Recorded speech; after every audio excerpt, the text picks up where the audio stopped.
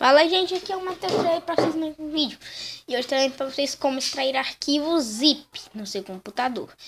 Este vídeo vai ajudar muitos que ainda não sabem fazer arquivos zip, ok, galera? Primeiramente, vocês vão pegar o seu negócio e arrastá-lo até a área de trabalho. Porque não sabe como se faz isso, você pega ele que fica aqui no seu download, vai aqui, e quando a sua área de trabalho aparecer, você bota ele aqui, galera. Agora eu tenho que achar aqui alguma coisa para poder extrair. Eu vou achar aqui alguma coisa e eu já venho, galera. Galera, achei que esse Sonic Adventure DX, mas é o pirata porque eu já baixei.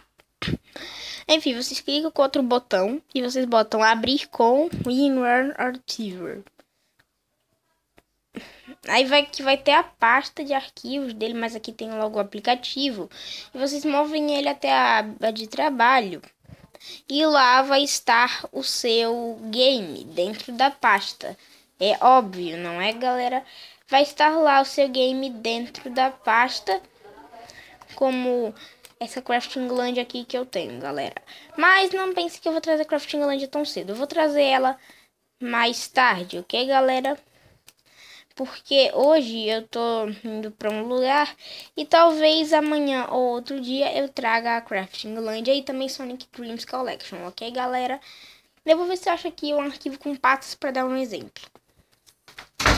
Desculpa por esse batida, galera. Mas enfim, vocês vão pegar lá a pasta e entrar na pasta. Já que eu já fiz isso daqui com esse Sonic Dreams Collection, eu vou entrar aqui. Vai ter outra pasta ou seu aplicativo para você abrir. Olha aqui, quando tem o seu aplicativo logo, você vem aqui em o que está escrito aplicativo e você abre aqui, galera.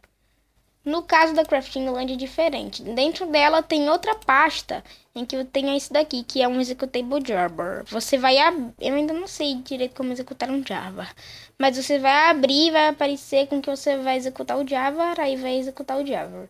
Mas é só você fechar aquilo, tentar de novo e se não me engano vai entrar o menu da Craftinglandia, ok, galera?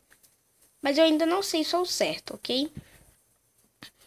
Eu vou, se vocês quiserem, deixa aí nos comentários para deixar um link de como baixar Craftinglandia que seja igualzinho a essa daqui que eu baixei.